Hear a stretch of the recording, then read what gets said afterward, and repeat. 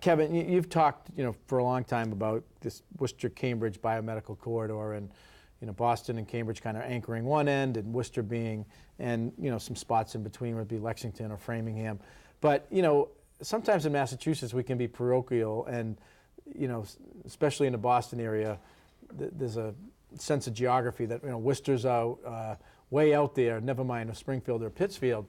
But when you think about the analogy of this biotech corridor between Worcester and Boston and Cambridge, it's probably half the distance of what we think on as Silicon Valley. Yeah, and in terms of the distance, but we've got the Pike, 20 commuter rail trips now, and then just a concentration of brain power. And every day your organization is out trying to make that case and grow those businesses. Yeah. Number one, our good friend Bob Coughlin, president of MassBio, has really, he's one of our best ambassadors. He works in Kendall Square. He lives in Needham, 8 miles from his office in Cambridge. It takes him more to go from Needham to there than from Needham to our in Worcester, 45 miles down the road. And he makes that point all the time. It's real. I mean, there's no artificiality here. We don't make excuses. I mean, our attitude is we're showing up. We're very active with MassBio. We're well known. Certainly you've done a great job in terms of setting the table, but in terms of saying for real, people understand that. Yeah, there's going to be people like the VCs who want to park their companies at the MIT incubator for $16,000 a month. Well, go ahead and do that. I mean, that's so for example, you mentioned some of the companies that you seek to kind of bring to the biotech park. They've got to go out and raise money. Yeah. So friends, family, but then they sometimes have to go to venture capital, and when they put money into, they take an ownership stake, and sometimes can dictate where they grow and expand. Well, what happens is most of the startups, the venture capital is not interested, because when they come to us, they've got to do proof of concept. What they do in Boston is they see an idea, as an example. They will park somebody at Lab Central at $16,000 a month on a short-term basis. They'll pull a plug like that. So they've got a big turnover. A lot of them are MIT graduates or whatever, and I respect that. And hey, listen, that's part of the thing. I'm not jealous. I mean, we don't compete. We complement, okay? Yeah.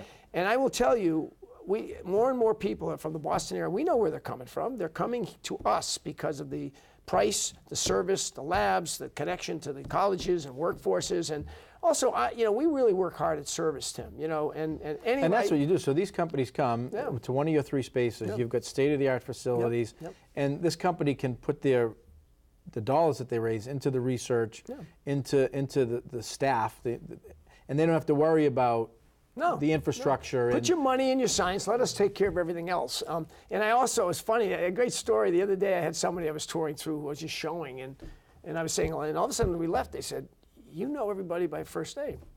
I said, "Yeah, I do. This isn't just a real estate deal." And I often say, we're talking to some other companies about whatever, and I always say to them, pick up the phone and just call off our website to any of the companies that we have, the 28 companies. I mean, we're sticklers, and I think we're the best at what we do. I think that we want them to succeed, and they're very smart.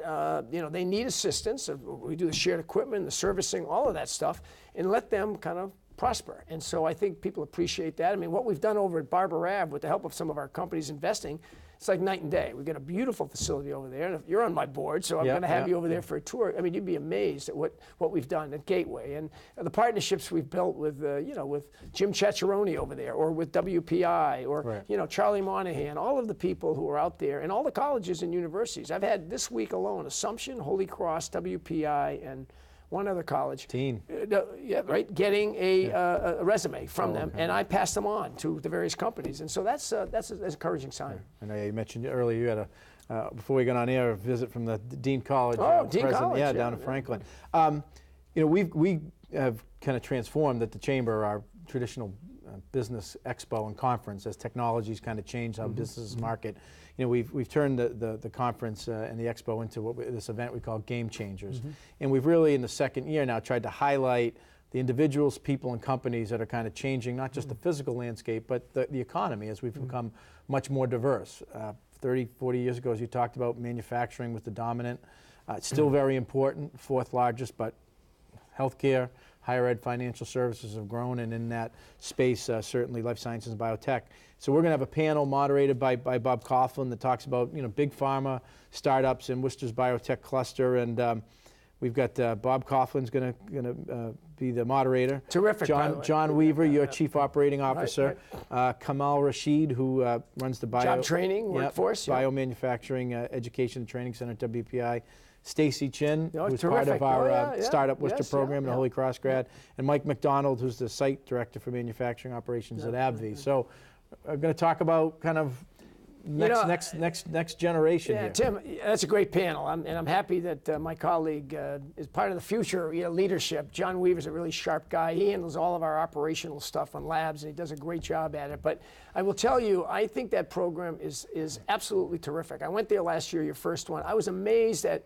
I mean, I know a lot that's going on, but these people were getting up, and what really amazed me is people who come to town and are investing in businesses, and Cliff Rucker is one example, but there's so many more of them. Our little Last year, companies. Cliff Rucker was our keynote. Yeah, That's right. yeah. And Bob Coughlin, who's a firm believer in Worcester. I mean, it generates, you leave there with a real great feeling, a reaffirmation that the city's moving in the right direction. And it's not puffing stuff, it's substance, and I appreciate the fact that you've looked at the life sciences, because it's going to be a great group. Well, we've got 6 different panels That's in right. between our keynotes, and in the morning, Congressman McGovern's going to be our keynote, and we're going to give out our Game Changers Award. We've got these 6 panels that, as you said, give us a chance to share all the kind of dynamic stuff that's happening in terms We of... have to be our own, also ambassadors too, and cheerleaders, and so we outwardly, and I think that is part of it all. I mean, when you have a guy Cliff and other people out there, telling the Worcester story, or our own tenant companies telling others about it, it really is running off and spinning off to Worcester and Central Massachusetts. I mean, I look at it as Central Mass too, and